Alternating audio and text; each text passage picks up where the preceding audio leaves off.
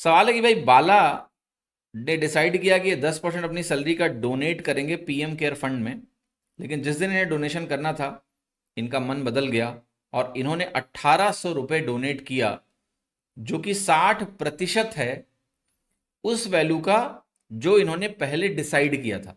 उस वैल्यू का 60% है। How much is his salary? इनकी सैलरी है कितनी?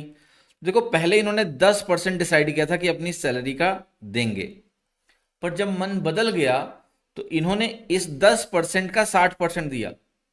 तो 60% ऑफ 10% अगर आप निकालते हो तो ये वैल्यू 6% के बराबर होगी सैलरी के लिए।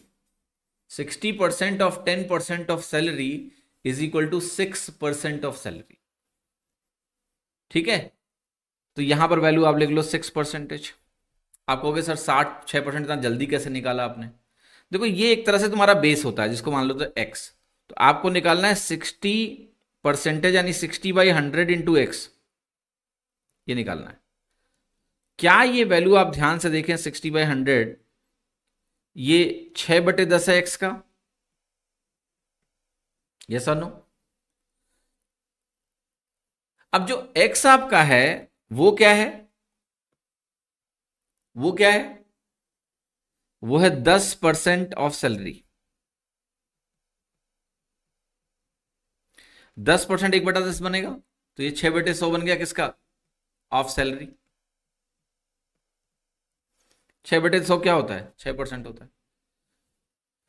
बट आपको ऐसे नहीं सोचना है, बल्कि आपको कैसे सोचना है, देखो मैं आपको एक रूल बता चुका हूं कि x% ऑफ y जो होता है वो y% ऑफ x होता है, ऐसा बता चुका हूं।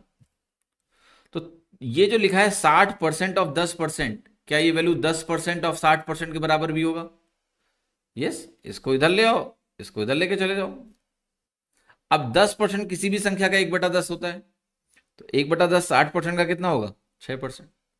मैंने ऐसे ही सोचा, है ना, कि 60% 10% का 6 होगा। एक तरीका और बता रहा हूं, आपको अगर 10% का 60% निकालना है तो इसका परसेंटेज भूल जाओ थोड़ी देर के लिए, इसका जो परसेंटेज का साइन है भूल जाओ। आप 60% इस 10 का निकाल लो, 6 आएगा। ये तो आसान है, 60% 10 का 6 होगा। फिर ये वाला जो परसेंटेज भूल गए थे वो लगा दो, तो 10% का 60% 6% हो जाएगा। तो कुल मिला के भाई मुझे ये कह रहा हूं मैं सवाल में कि 6% उसने अपनी सैलरी का अल्टीमेटली डोनेट किया, जो कि 1800 के बराबर है। 1% हमारा 300 के बराबर है, तो जो 100% हमारा होगा वो 30,000 के बराबर होगा। यानी इसका जो आंसर होगा वो सी होगा, and C is the right answer here. C इसका सही उत्तर हो जाएगा इस केस में।